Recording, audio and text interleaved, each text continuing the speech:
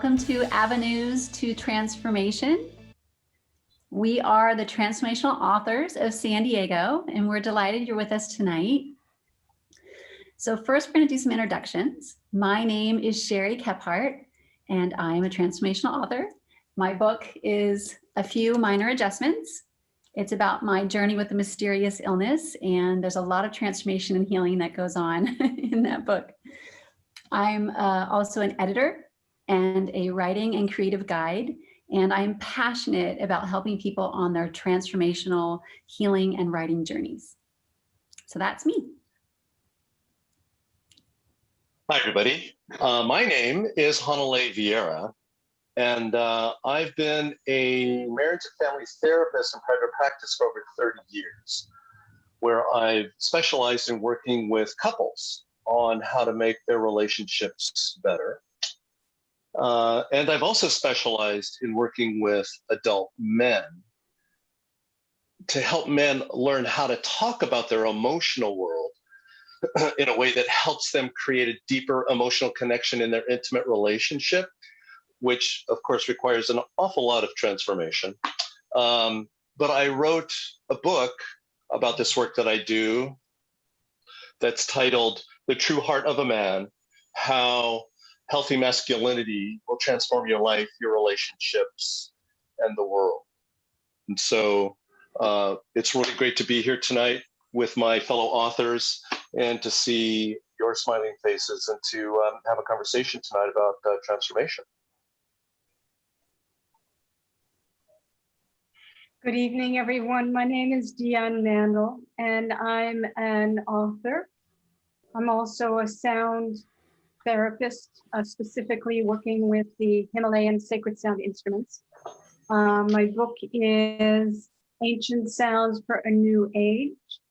It is an introduction to the sacred sound instruments, which are very helpful in the whole arena of transformation.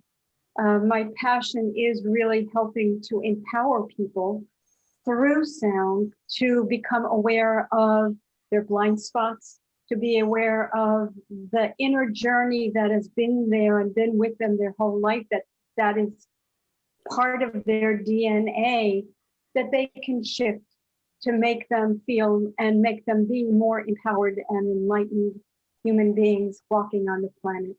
So that is what I do. And I'm delighted to be here and share my gifts with you. Greetings, everyone. A warm welcome. Delighted to see you all tuning in this evening. My name is Suresh Ramaswamy, and I'm a transformational teacher based here in San Diego. I'm also the author of this book, Just Be. And the subtitle of Just Be is Transform Your Life and Live as Infinity. It's all about transformation. Transformation has been a topic dear to me from very early on, I would say from my early teens. And for the longest time, of course, it was all about, how can I transform to whatever is the highest potential possible. And in the recent decade or so, I've been sharing my insights through my writings, through teaching at the local community college, through working with people one-on-one, offering retreats, and so on. So delighted to be here. And I'm very much looking forward to a very exciting exchange on transformation. So all of us authors share a common vision about what transformation is. But we also have a focus, each of us in our lives, on how we go about bringing that transformation into our personal lives and using it professionally. So we're just going to touch on that a little bit, what transformation means to us. So for me, I'm a writer and a creative guide, and I see transformation in everything we do. So a lot of people think that transformation is maybe in just one part of our lives. Maybe it's spiritual growth or consciousness, but I believe transformation is everything. That's what life is, especially when we harness our creativity. So for me, transformation is about shifting in this beautiful energy that we have from one state to another and doing it in a positive way. So what I mean by that is sometimes transformation can be thrust upon us, right? We all know those times when there's really challenging things in our life and it forces us to transform. The kind of transformation that I'm, really trying to put out into the world and help people with is the part that we actively explore. Through creative avenues, we can actually look to bring about positive transformation in our lives. So being proactive, making that shift. So there's two ways. You can wait for transformation to happen to you, or you can be proactive and help it along and make it a little gentler and be a positive, even playful experience. So that's kind of where I'm coming from. And I do that through helping people with their writing and creative endeavors. And that's one of my biggest passions. So that's kind of my focus. Great, thank you, Sherry. So for me, being a psychotherapist and working with couples and working with men individually, transformation is a pretty important reason why people come to see me. It's about the whole process of change. And what I get to see on a daily basis in very concrete ways is the difference between creating stability versus creating transformation. There's a big difference. And especially with regards to, for instance, how couples communicate with each other. An example of just creating stability is when there's a request from one person to the other to do something different, and the other person says, okay, I'll do that. That change might work for a while in order to create stability, but it's reversible because it doesn't go deeper into a person's understanding of why that particular piece of change might be in their best interest. So transformation, to me, is a systemic change that affects a belief system where I don't just start to do something different because this other person has requested it of me. I might change that behavior, but that behavior is reversible, and I'll go back to what I was doing previously. Transformation would be, I've heard this request, and it's important for me to try and integrate into my personality. How would this change be in my best interest so that I don't just try and do what this person is telling me to do or asking me to do, that I can see the value of how doing something differently could actually be in my own best interest. That's, to me, what transformation is. And so in working with couples and working with individuals, I see all the time the results of, just a stable change in behavior, and how it always is reversible versus how someone actually transforms themselves in terms of their belief system that makes them a bigger and better version of themselves. So that's what transformation is for me, and what I'm looking for all the time with the clients that I work with on a daily basis. There it is. Well, for me, working with sound has just been such an honor to witness the transformation of so many people in my private practice. And that, when I say that, what I mean is that we live in several arenas. We have our small body, and then and the perspective of what's happening to our body and our mind in the moment.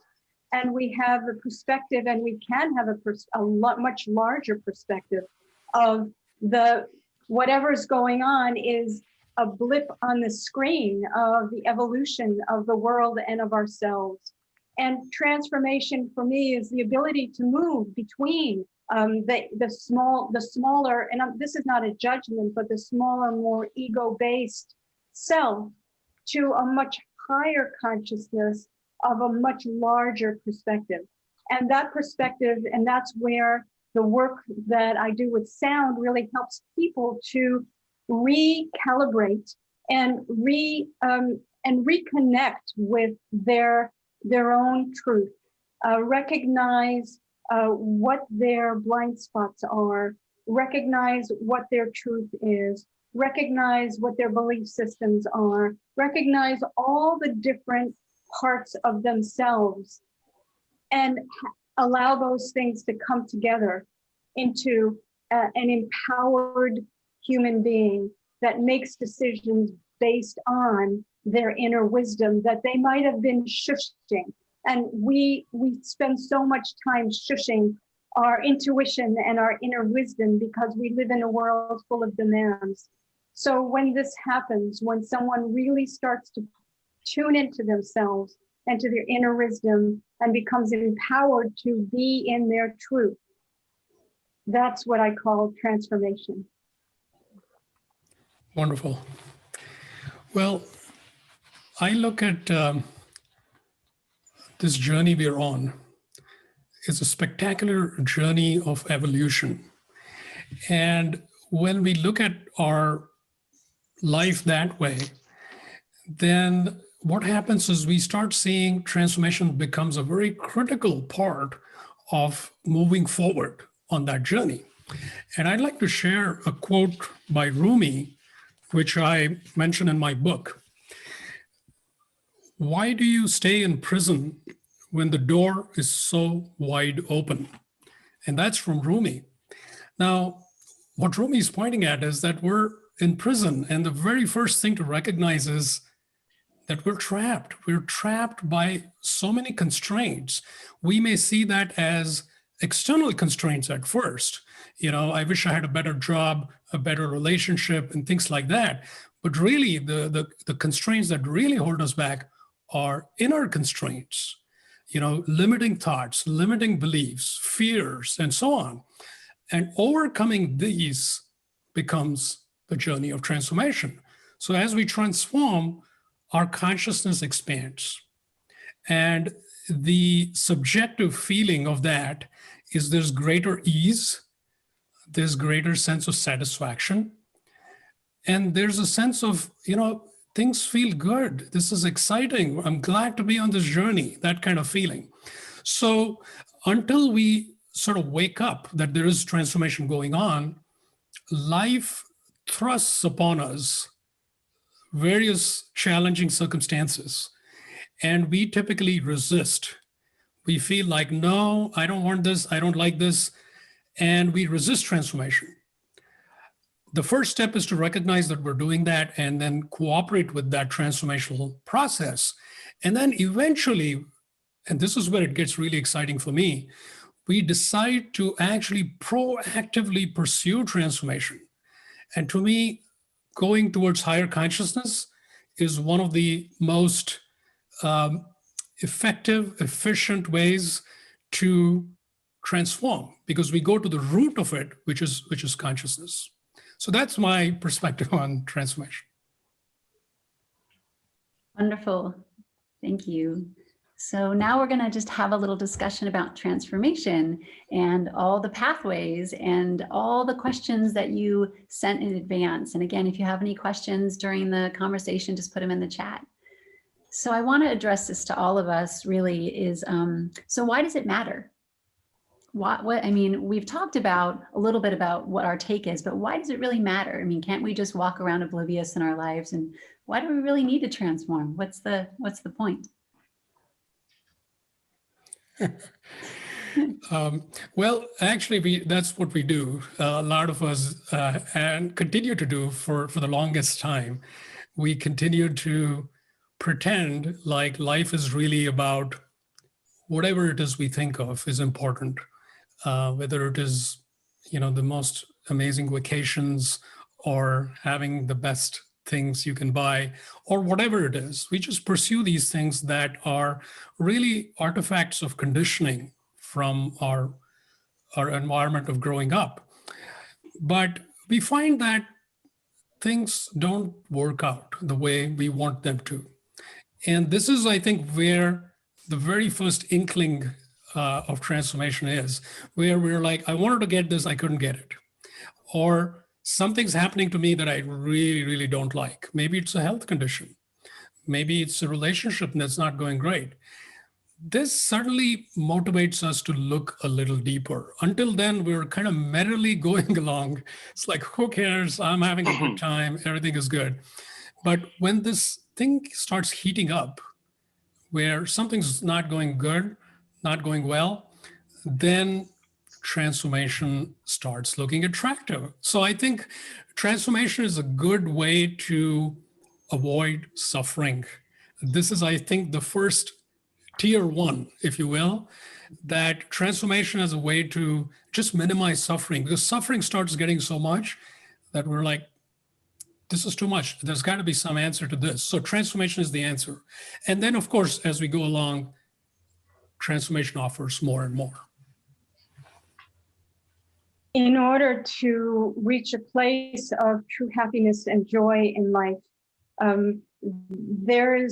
think there is an essential piece, and that is a piece of transformation. I think we've all had the opportunity to live through some kind of trauma that has been very, very uncomfortable. And years after, we can look back at that trauma and say, oh, we're so glad that that happened. It was such a gift. Well, I think that the idea of transformation, which is continual, is the ability to be in that uncomfortable moment and be certain and know innately that there is a gift. It is a teaching moment that we are going through. Yes, it might be uncomfortable, but when we look at it that way, and when we perceive it, and when we are looking for the gift within that, that opens up a whole realm of life that allows us to have more breath and more joy, because we're not resisting, we're not fighting change, we're going along with it, wondering and curious about what is it about this situation that is teaching me something I need to learn. And I think that's pretty important in the ability to stay grounded and have joy in life. Absolutely.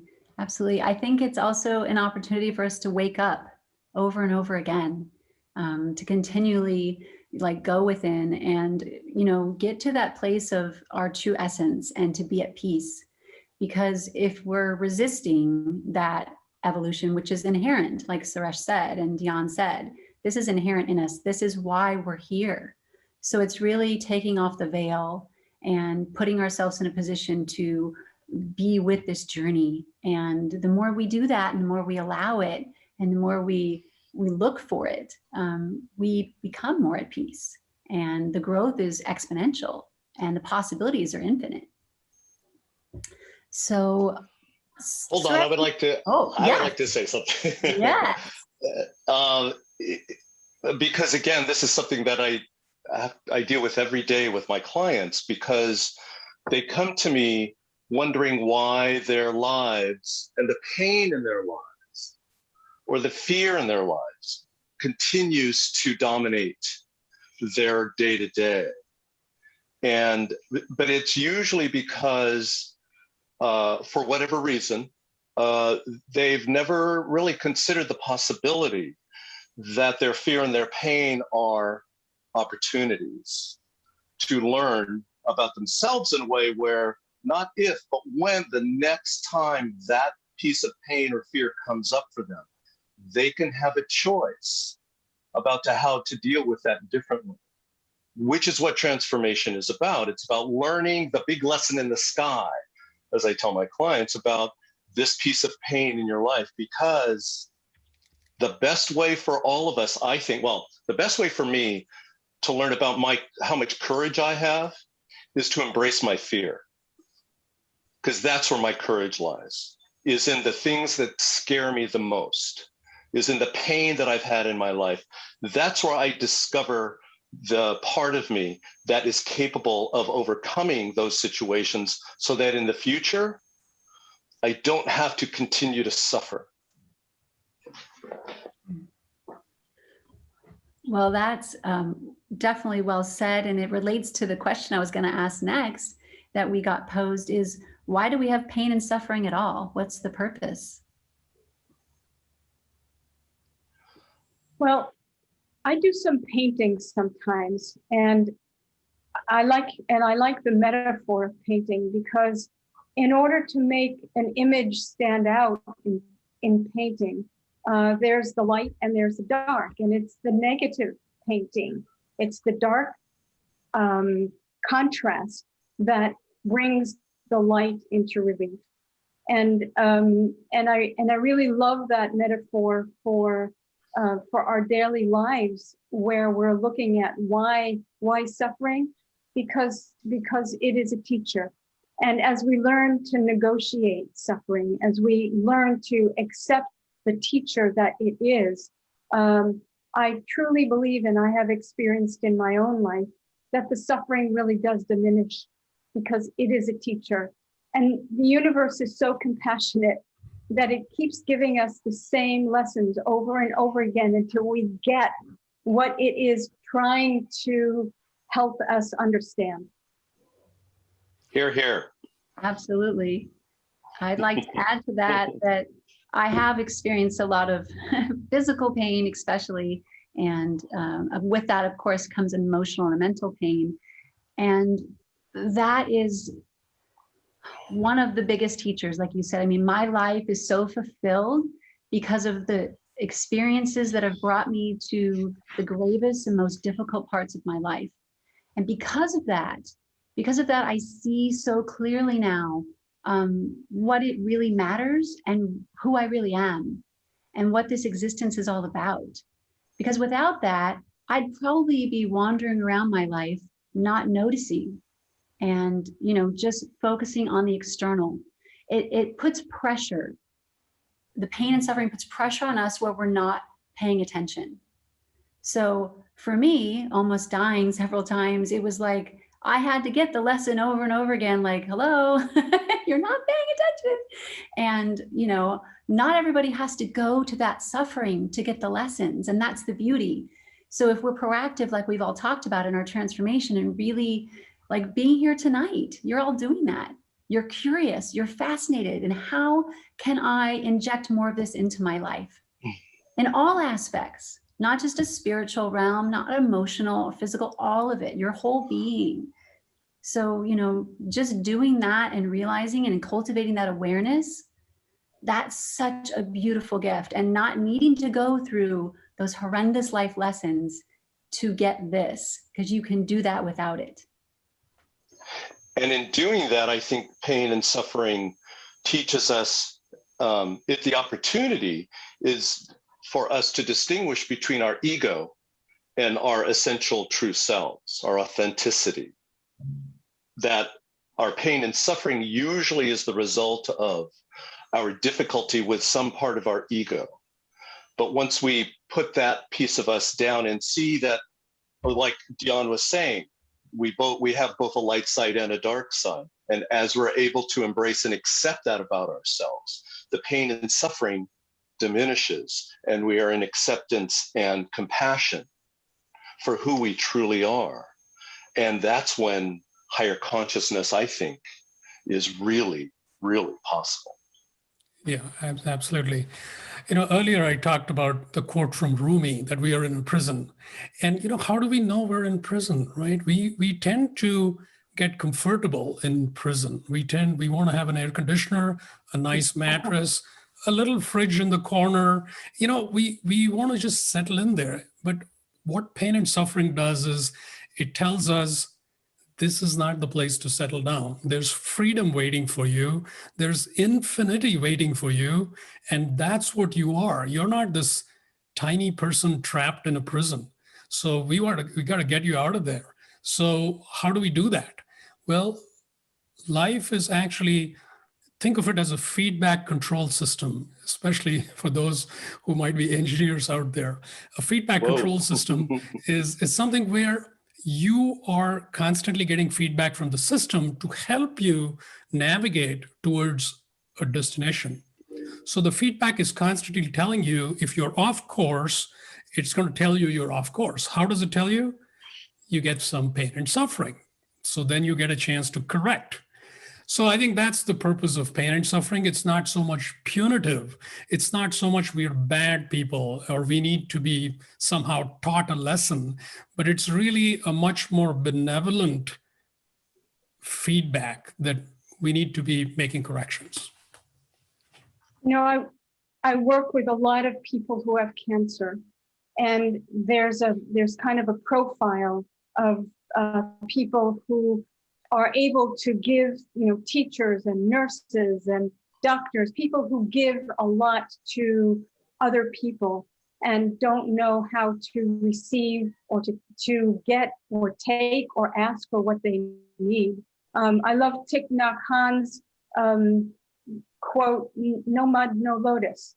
And in this place of muddiness that people who are suffering physically and mentally and emotionally and spiritually with this very debilitating condition, what they learn is the path back to love themselves, to loving themselves. So it is the illness itself that gives them an opportunity to begin to take care of themselves in a way that will help them go through whatever happens, whether they pass on or not, to go through the rest of their lives with joy, rather than walking around thinking that they are cancer.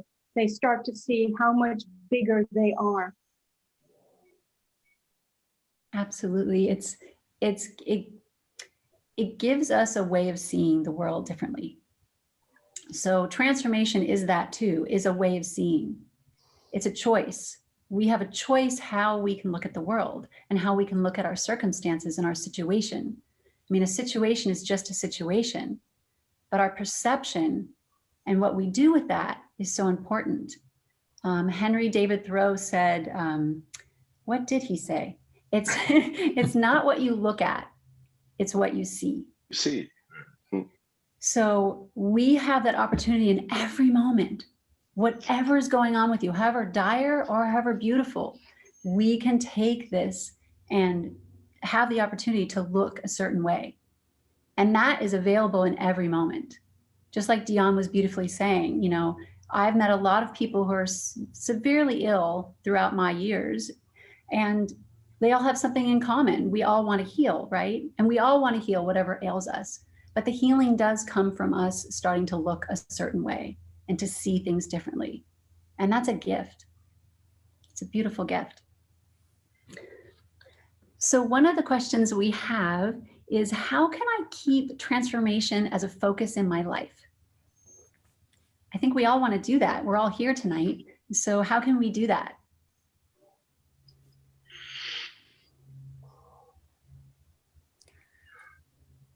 Don't everybody speak at once. Yeah, I think literally every aspect of our life is pointing us towards that.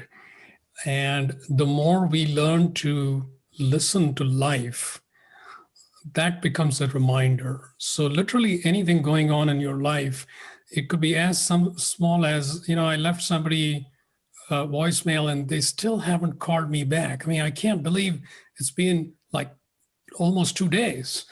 Well, this can seem like a very ordinary day-to-day thing, but this kind of thing is an opportunity to look at and say, okay, why am I getting into this place of feeling tight, feeling now judgmental, feeling all kinds of emotions coming up. And then on top of that, I'm justifying my emotions as if I'm obviously right. Even about this tiny thing, I can get all worked up. So I feel this is an invitation right there to transformation. And it could be something like traffic. It could be literally anything. And then, of course, usually most of us, we have one or two big things going on, which are especially challenging. These could be things like I've been looking for a job for like 18 months and I still can't find a good position. Well, this too is begging the question, what's really going on here? how can I transform in this situation? So I feel all of these, and relationships, of course, are rich. There's constantly invitations for transformation in any kind of serious relationship. So I feel like as long as we start making that connection between frustration or something going on into opportunity for transformation. So that's the shift we want to make. All of these are reminders. COVID has given us a very big gift to do that, Suresh, right? And that is time. It has taken away over the last year for all the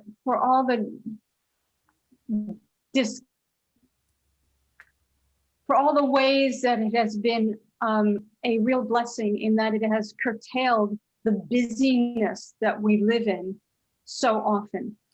And when we are very busy, we don't get to do that introspection. When we are very busy, we don't get to ask ourselves the kind of questions that Suresh was just talking about.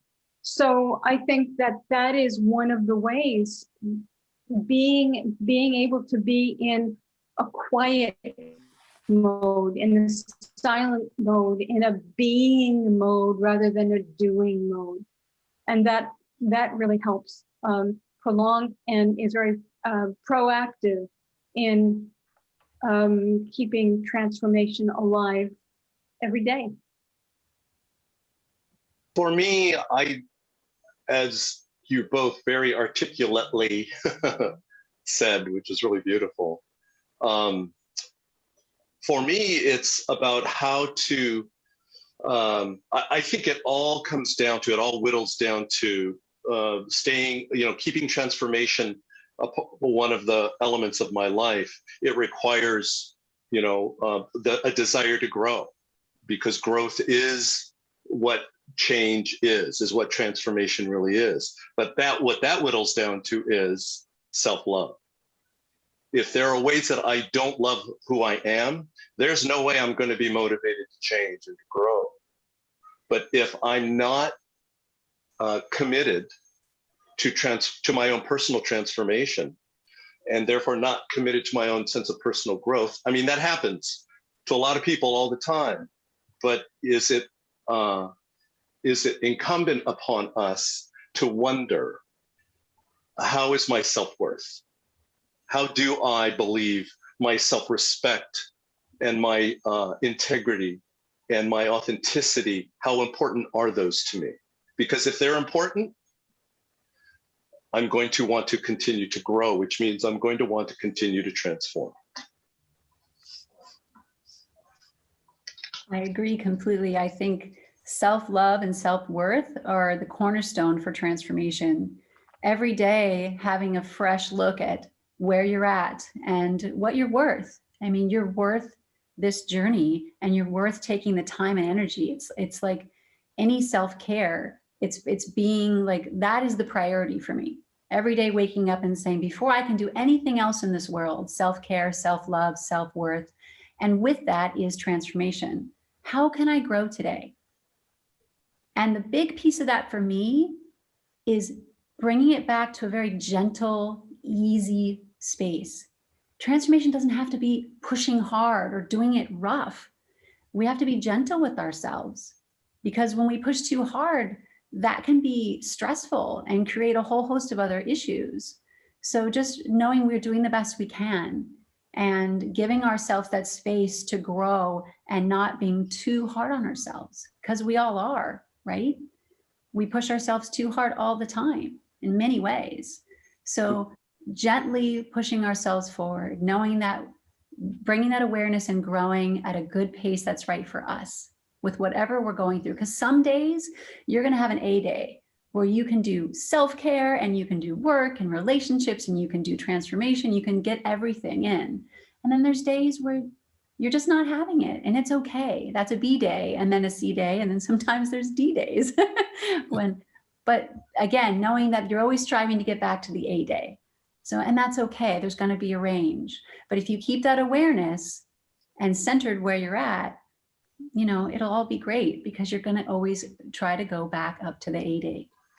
Yay for A-Day. Yay for A-Days. So we have a bunch more questions. One of them, I think we touched on it, but we can just see if anybody has anything else to say.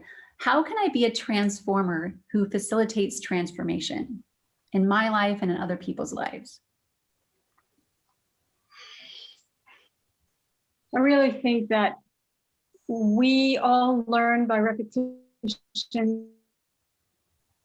and by example. When you are around someone who is in their authenticity, when you are around someone who is accepting of the full spectrum from beauty to beast of who they are and how they are, that is someone who is encouraging to you. And so when we can be in that place, we are transforming ourselves. We are on that path, and we are showing and being that for other people. And that's the best that we can do. It's not something that you have to teach someone, I'm not trying to make you be a transformer. People will pick it up around you when you are that. I agree. I think it's exactly what you said, Dion, in that you have to walk your talk. I see a lot of people just give advice, right? I see a lot of people that just give advice and their lives are a mess. So to me, if you want to be a transformer who facilitates transformation, start with your own life and really have the courage to look at your own level of your own commitment to your own personal transformation. Because like Dion said, once you embrace that, you won't have to feel like you have to teach or you have to transform others. Your life will be an example of it. Yeah, and those are excellent points. What I would add to that is, first of all, exactly, like Hanalei and Dion mentioned, focus on your own transformation and go as deep as you can with that over an extended period of time. And what happens when you do that is, at some point, you may have some internal inspiration. A specific avenue of transformation might appeal to you as something you want to share. So, for example, each one of us here on this panel, after decades, perhaps we've come across something which we sort of focused on and specialized in. And that was purely coming not from some planning process, but out of a passion and inspiration emerging by itself. So I would encourage the person asking to really stay in tune with what is coming, what is emerging within you as you go through your own journey. And at some point, something fabulous will come out. And that could become your sharing with the world. Of course, I agree with all of you. And one of the things I was going to say, think about the way energy is entrained. So laughter, for instance, like if you're laughing, like say I start laughing, right? Okay, nothing's funny, so you're not laughing with me. But if there was something funny, you might laugh. See, now I got a couple of chuckles. So that's the energy being entrained. So then I'm living from that space. Now I'm going to laugh. I'm living from that space of joy. And then that is going to be entrained, so that energy is going to reach others and it's going to be infectious. So we know that about laughter or smiling. Today I was driving and I saw a woman smiling, walking, and I don't know what she was smiling at. She was by herself, but I just started smiling. So when these little things, that was a transformation right there. The next hour I was smiling, going, I wonder why she was so happy. I can just be happy. I don't know why I was so serious in this moment. Now I was just like walking around with a smile on my face, and my cat didn't notice. She didn't really care. But the point is that, that energy we bring, like starting here, and you can have a practice or something you're doing to bring that forward, or just energetically, that is making a difference. Raising your vibration is making a difference on the planet. It's making a difference for everyone around you, whether you see it or not. So Raise yourself up and you'll be raising everybody else up. What's that quote? What you do for yourself, you do for the world. So start with yourself always in every moment. And I would encourage you to find people like in this group tonight to share this passion. Like, what are they doing for transformation? Talk about it, learn from each other. Have a buddy you can, talk to about this stuff and see what they're doing and how you can do something together. So another interesting question we have is, how do we resolve internal fragmentation? Can you give us what do you think that definition of internal fragmentation is? Somebody. I think Suresh has an exact definition of that. I'm going to let go. I'm going to let him Suresh. say. Okay, so there's actually part A and part B. So you can take okay. I'm not going anywhere. So going back, I think Diane mentioned this a little bit earlier, where, we are leading such busy lives. We are always, it's almost like we're trying to find time for a million things and we're struggling. Now, what happens over time is that we are starting to split our mind into sort of trying to do multitasking.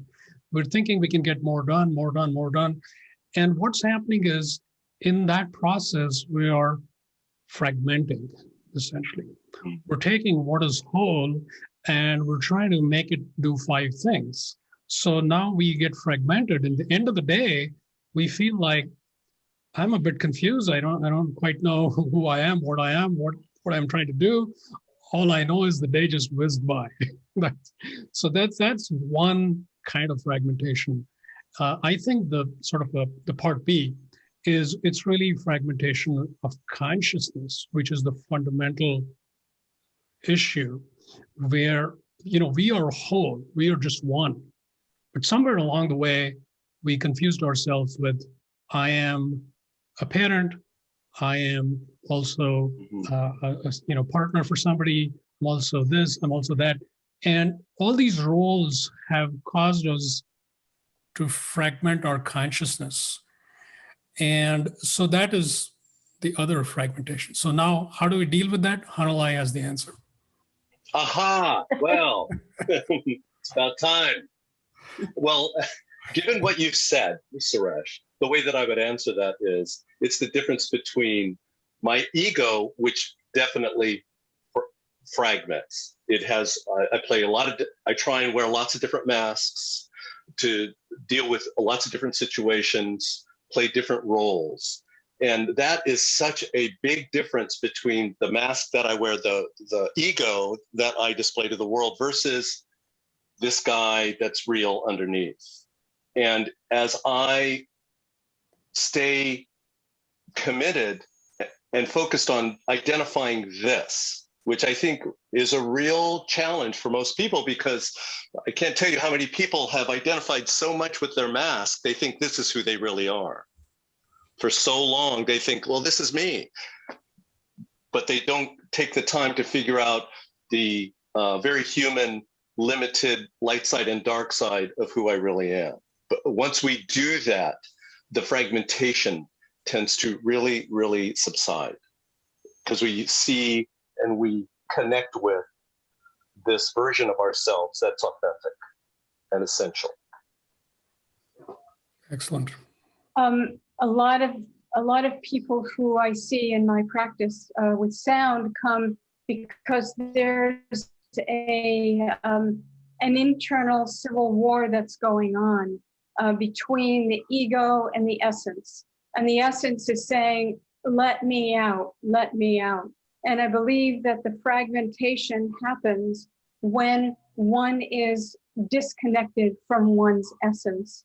And in order to get back to that sense of self as self, that sense of self is a sensation. It's not an association or an attachment to any one of the roles that we are playing or any one of the stories that we are carrying and living through.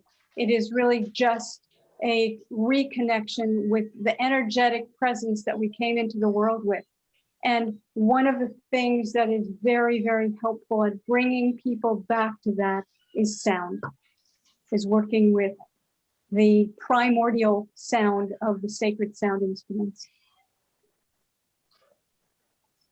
Right on. Beautiful. And one of the things that I do as a writer is teach writing and teach intuitive writing. So one of the things you can do is a lot of stream of consciousness exercises to help get in touch with all aspects of yourself. And I love teaching this because it is so important to help kind of get out of our way. So our minds are so busy. And it may seem ironic that writing would help us get out of our mind, but I think the best kind of writing has nothing to do with the brain. I mean, well, of course, we're using our brain, but I mean, it has nothing to do with our mind.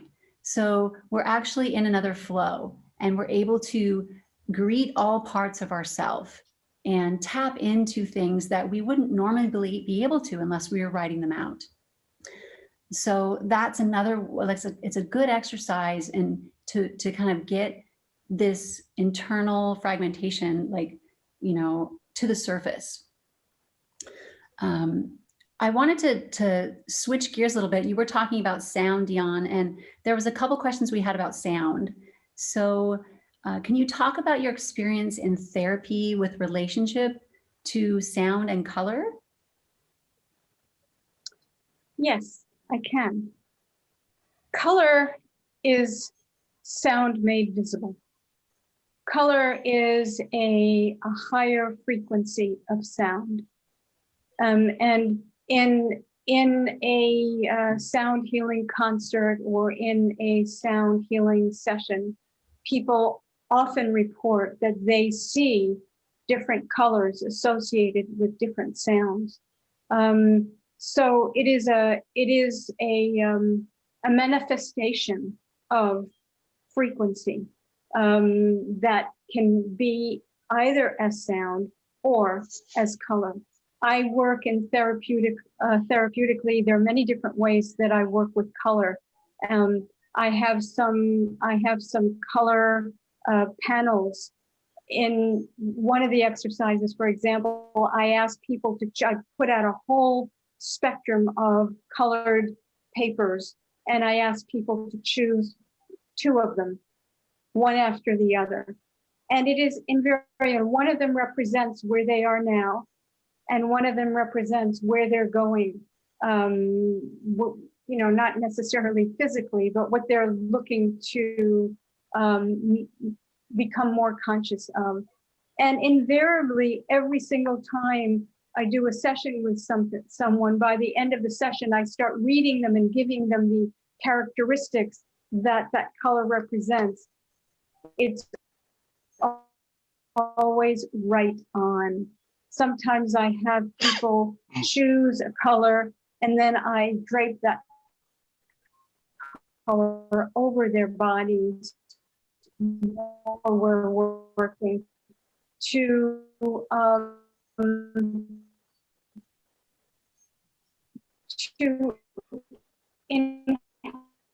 enhance. Dion, you're breaking up a little bit. And support the sound. And then I'm bringing up that instruments in a way that enhances and strengthens and supports the chakra that color is represented. So those are just some examples of how I use that. Beautiful. That's cool. And just to finish with that, if someone's seeking a kind of a bowl for a practice, what would they look for? How would they go about finding a bowl? Well, there's so many different ways of coming to a bowl, and one of the best tests is, first of all, you have to know if you want a bowl that is going to expand your consciousness through things like meditation, or you're more seeking a bowl that will help you go through some kind of physical situation, because there are different kinds of bowls that are made for that. So you would need that.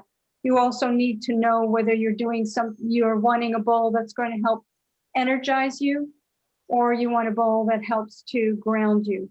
And that will help you select the tone. So there are so many questions around that.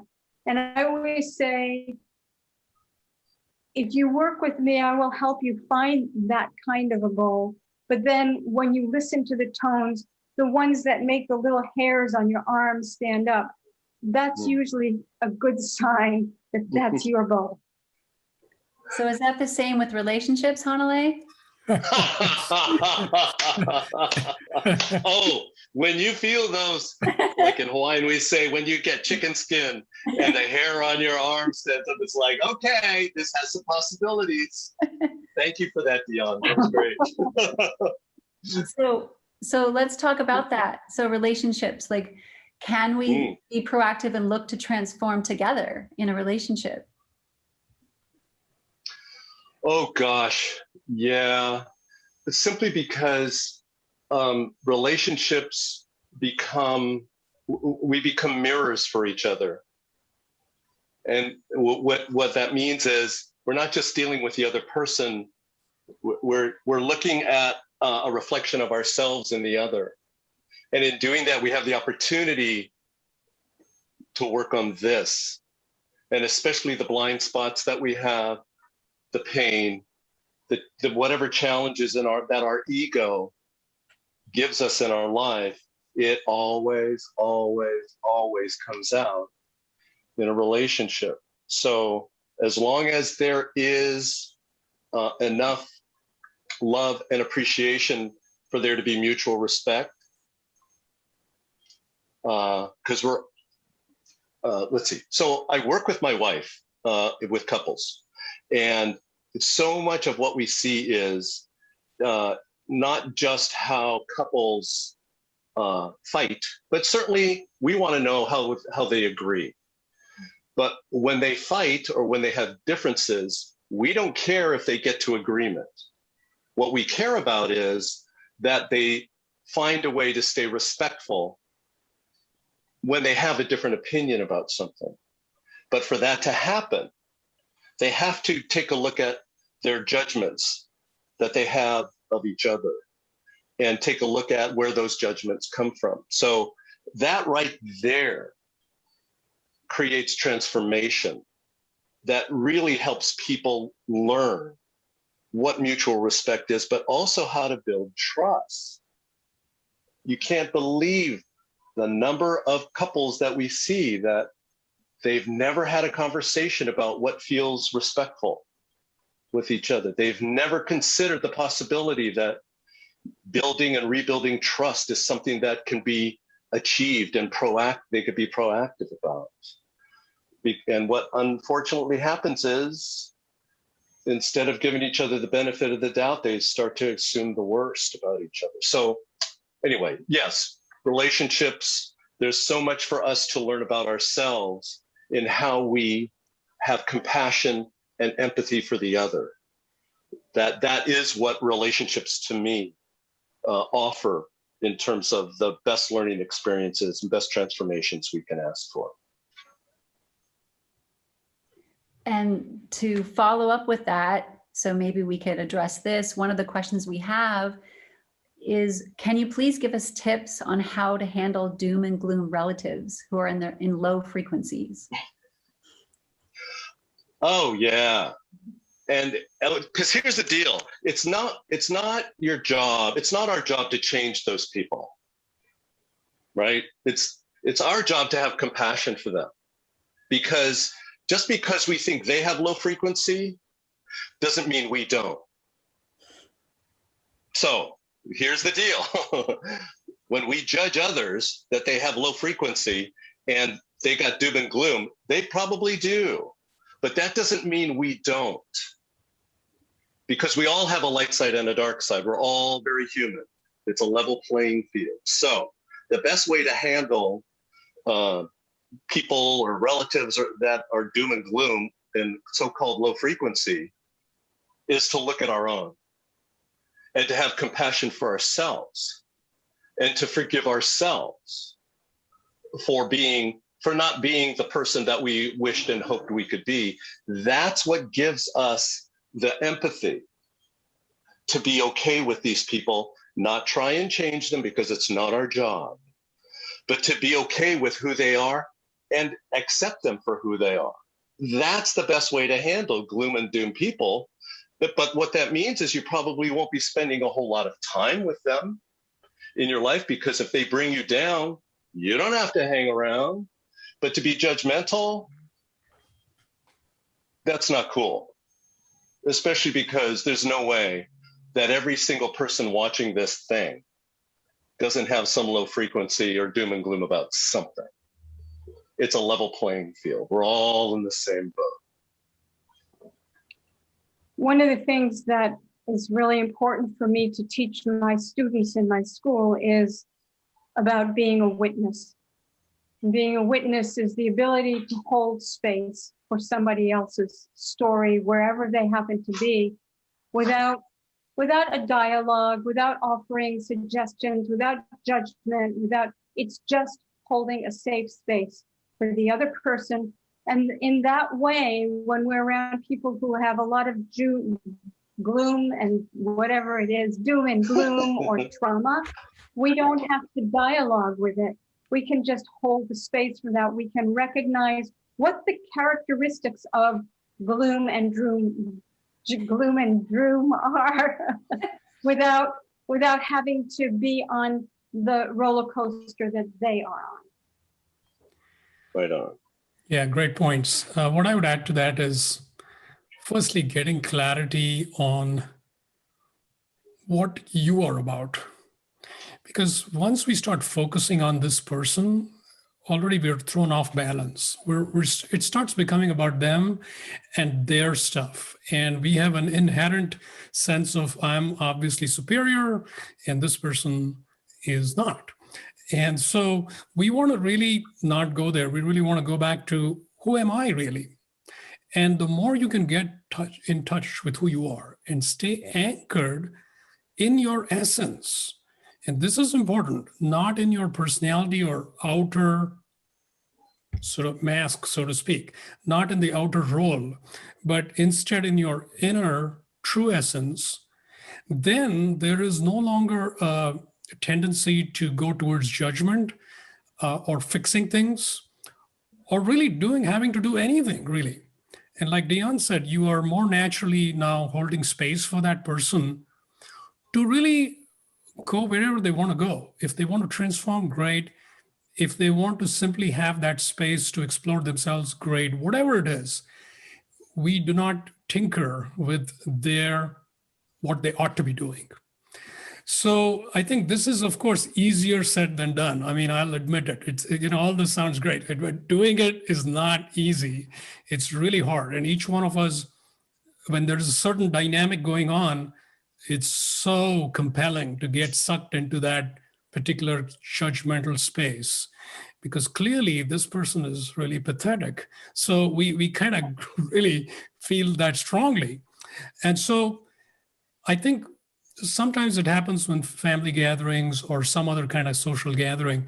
I think what we can do is, before something like that, we can take steps to get clarity internally and maintain our vibration, so that even going into some kind of interaction, we're already established. We don't go in this shaky kind of way and then get thrown off.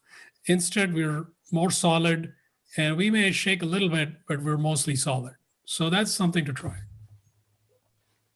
Excellent. One of the things I like to do is center myself through my breath. I always come back to my breath, and I have a 5-second rule. So even if I just take 5 seconds and breathe for 5 seconds,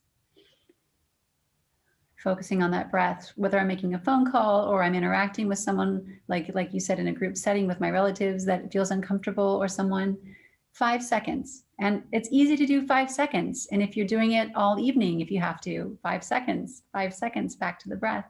And it's amazing what it does. It calms the nervous system, it brings you back centered, and it reminds us of who we are. And then I always remember, well, wait a minute, all the other people around me have breath too. And they're beings just like me. We're all the same. So sometimes I look too, and what are they teaching me? So what reflection are they giving back to me that I need to learn, that I am not seeing in myself? So I just kind of observe and think, oh, wow. Now, if it's sticky and if it's triggering me, there's probably some lesson for me that I still need that's within me. Otherwise, it probably wouldn't be triggering me. So I think it's just interesting to notice like what is going on and how it affects me. And then now I can be proactive and try to change that in me. And then the next time it'll be less and less. And each time it won't bother me anymore and it can just start rolling off. And then I can really, like Dion and Suresh said, hold the space even more and more for those people because I've gotten out of the way. That's what things are triggering me. So I want to switch gears a little bit, just go a little deeper. How do I deal with fear? Fear is a big part of transformation for a lot of people. How do I deal with fear of change, fear of the future, fear of uncertainty, and fear of suffering? That's a loaded question. That's a big question. I think one of the things about fear is that it's uncomfortable, and that it usually centers in a different part of our body. And it's really good to know where we feel fear. Some people feel it in their solar plexus. Some people feel it in their guts or in their heart. Some people feel it, their whole body starts to. So that's a really good thing to start to pay attention to where the fear is, where it lives in your body, because you can go deeper after that. And then to understand that there is something that is very seductive about fear. It's really easy to go into fear. It's a great seducer. And to understand that fear, like chaos, will always be part of life. And the thing that helps is to develop and strengthen a sense of courage. Courage is the ability to walk with fear by our side and be able to say, I feel you, I see you, but I'm the mom here. This is going to go how I feel it needs to go, even though you're here with me. And in that way, you are embracing it. You're not trying to push your fear away. You're just saying, okay, I feel you. I know where you are. I honor you. And I'm keeping on with my journey.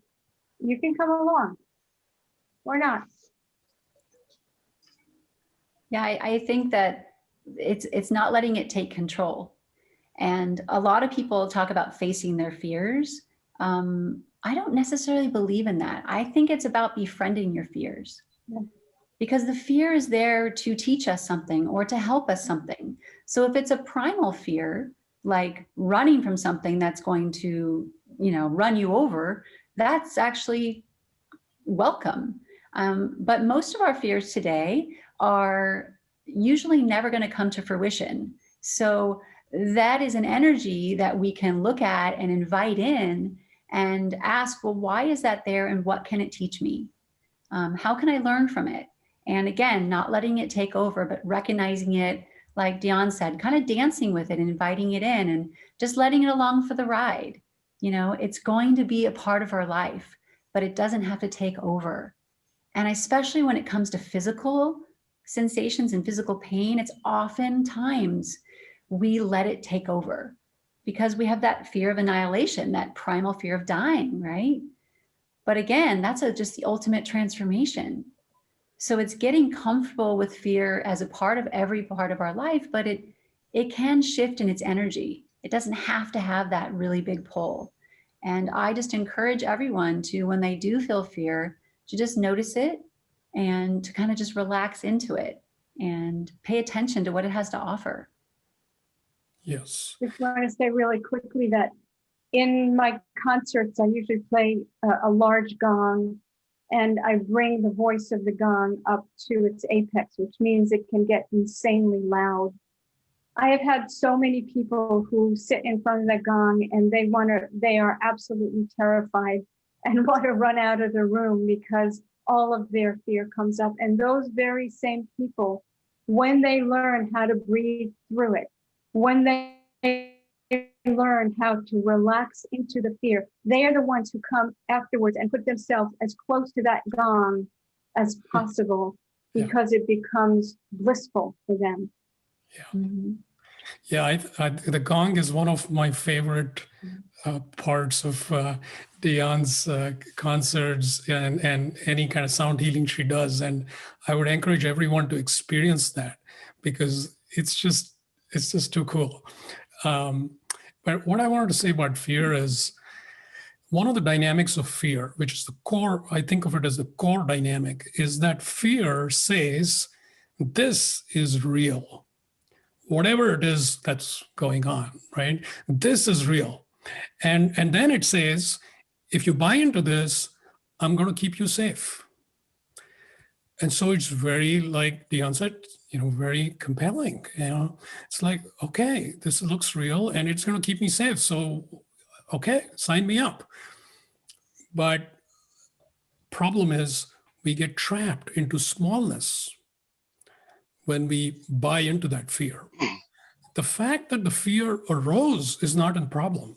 I mean, we're all going to have some fears arising. It's just part of the deal. But how we relate to it can make all the difference. So if we don't completely buy into it, we're creating space and we're befriending it and we're witnessing it. And that means we're not going to fall for it. We're not going to be controlled by it. And this is very, very critical because, Hanalei earlier was talking about this in terms of the masks we wear and who we really are. And I use the terms, essence self and finite self. Essence self is who we truly are, and finite self is everything else. Now, what fear does is it activates our finite self because only the finite can get scared, right? Somebody can hurt you, but only the finite aspect can be hurt. Your essence can never be hurt by anything. So the more you rest as essence, the fears cannot touch you. And this is critical. So if you're getting sucked into fear, it means that there's some finite aspect of yourself that you are confused about, that you really think that's what you are. That's why the fear is grabbing onto you. So when this becomes very clear, the fear starts dissipating and you have a much more friendly relationship with fear. And you are now free to be available to the alternative, which is love. So now your inner space opens up so that you can actually swim in this loving space, because fear sucks out the love and puts us in a small box which appears safe. On the other hand, with love, you're swimming in the open ocean. It can look kind of scary at first, but actually that's love. So that's something to keep in mind. So again, when people come in to see me, they're inevitably talking about their fear. Because in some way, shape, or form, they haven't seen their fear as an opportunity to discover their courage. So their fear has more power over them than they have over their fear. So like Sherry was saying, how do we make friends with it? And which I call, how do we embrace our fear rather than keep shoving it to the side? And that's what empowers our fear. That's what keeps our fear from having power in our lives, is by not dealing with it. But once we do, and usually, and now this is like shrink speak, there is a story in all of our lives when we were children, where we first experienced fear that shaped our personality, that is still there and unhealed until we take a look at it embrace it, understand it, forgive ourselves, and heal that fear, heal the pain. Everyone I talk to that's in their adulthood sitting on my couch, as they talk to me about their fear, we inevitably trace back the story to their younger lives, their younger selves, and how fear became a part of their belief system. And as we unravel that and take it, pull the wires apart to rewire it, they start to heal that pain and that fear. And it gives them a way of dealing today with those same situations that trigger their fear in a much, much better healing way. And it becomes a way for people to live with fear and not feel defined by their fear.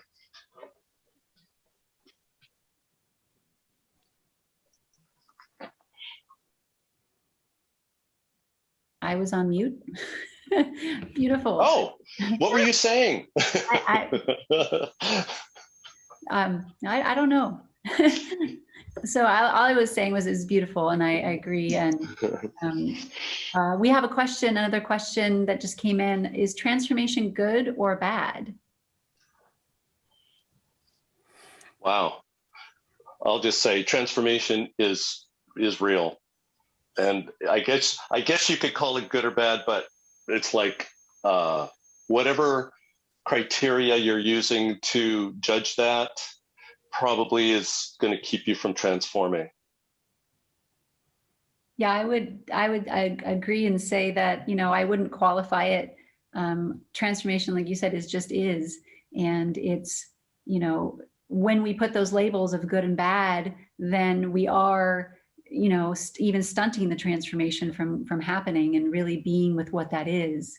So I would encourage us to all look at that from a different perspective and kind of just let go of what the labels and the judgments about it, and just know that it is inherent in everything we do and who we are. I mean, our life is transformation, and we are a creative being with a creative journey through this transformation. So just being with that and allowing the experiences, whatever they are. Mm-hmm. Absolutely. Absolutely. Yeah. Ditto. Transformation is, it's helping us reach our infinite potential. So you can decide, Yes. is that good or bad? Yeah, that's true. Transformation is a choice.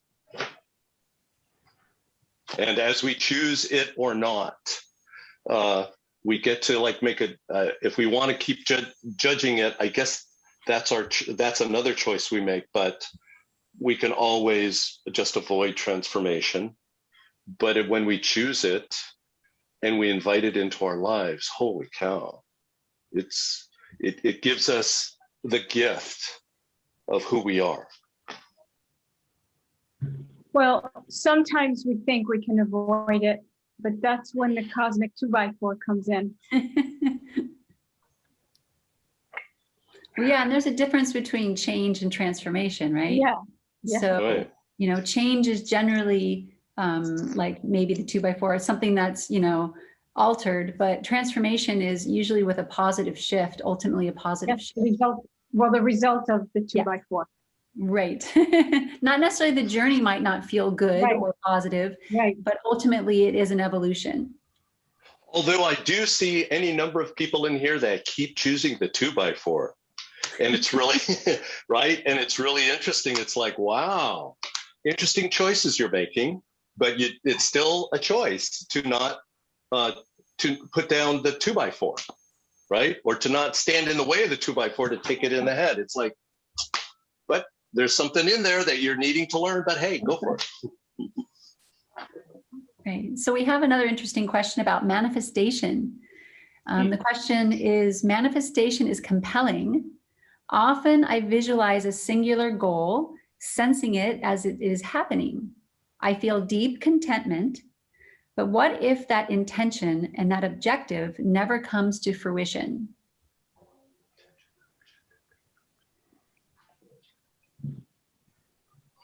Well, attachment is a slippery slope. And I think when we have an intention, when we have a vision about something, and we are present with that, and we are in that every step of the way, and then it switches. And I think manifestation happens when we're not attached to the outcome. That true I mean, that's what real manifestation is. When we are attached to the outcome, when we're doing something, the universe doesn't work like that. The universe doesn't, we don't have contracts that say, if we do this, this, and this, then this is going to happen. If we meditate every day for 10 minutes and only eat whole foods, then we're going to get this, new house that we've been visualizing. That's not the way the universe works. The universe presents us with that which we need to learn. And so I think attachment, we have an intuition, we have a visualization, we have a vision, because it's bringing us on a path. And that's what we have to pay attention to more than the goal. Well said. Yeah. I'd like to suggest something that may seem a little atypical. So we're used to thinking about manifestation in a certain way. I mean, we think, I really, really, really want an iPhone, and when I, actually get it, now I have manifested an iPhone. To me, this is what I would call a primitive form of manifestation. Okay. As higher beings, we are more than just physical. We are more than just this body. There's so much more to us. I mean, something like emotions are so amorphous, and you can't say, my emotion lives here. It's non-physical. Our energy is non-physical, and higher aspects of who we are, our essence, is certainly non-physical. And we need to start acting that way. We should stop thinking, unless it shows up in physical, it's not happened. I think the higher aspects of manifestation is to have this kind of vision. We might call it even imagination.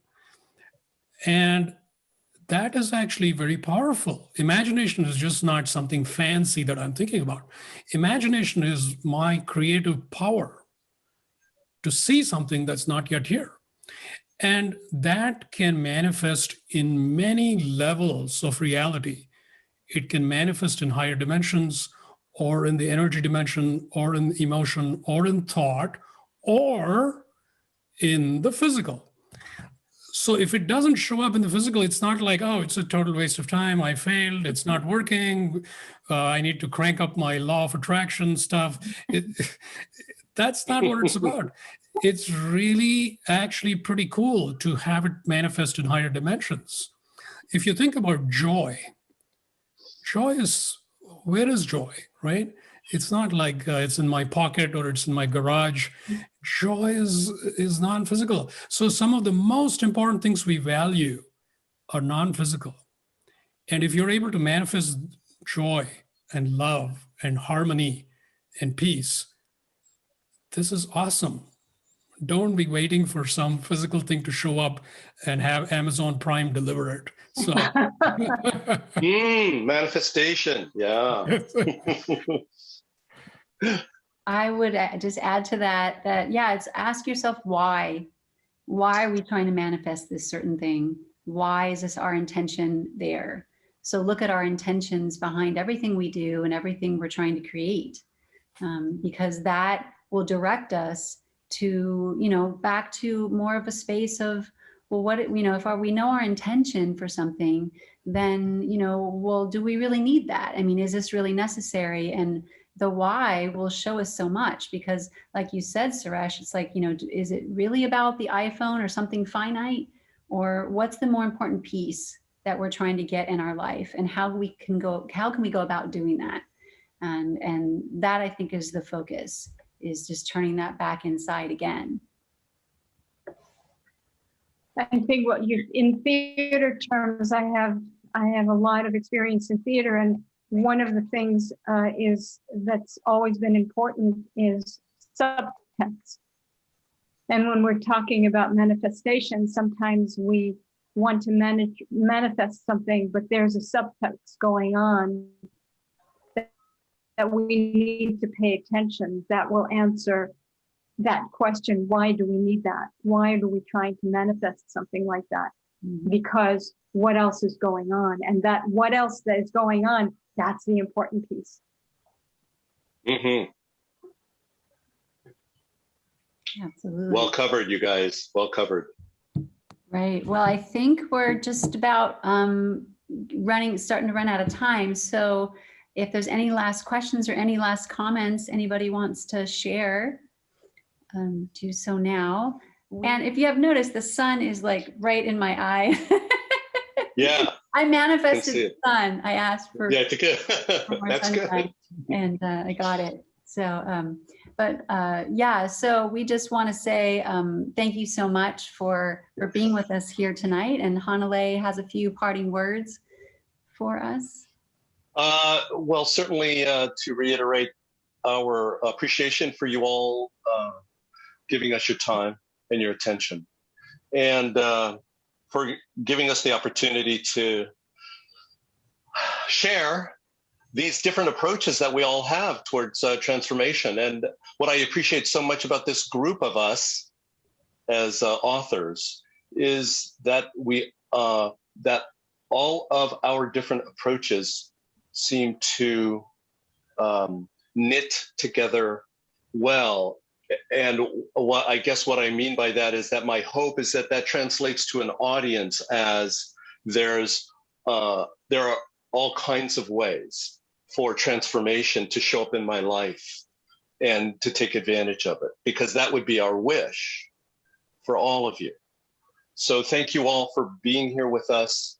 We're going to, please check out our website, transformationalauthorsSD.com, to find out what our upcoming events will be. What else? You will be getting by email, you'll be getting a copy of the article that the four of us have written on avenues to transformation. You'll be getting that soon. What else, you guys? Am I forgetting anything else here? Just feel free to reach out to any of us. Yes. Questions? Yes. Yeah. Yes. Questions. And please also, do. if you have any desires for different kinds of events, we're doing different events, so we're always happy to do something in the future. So let us know. Right on. Thank you all. Thank you. Thanks, everyone. Yes. Thank you all so much for being here.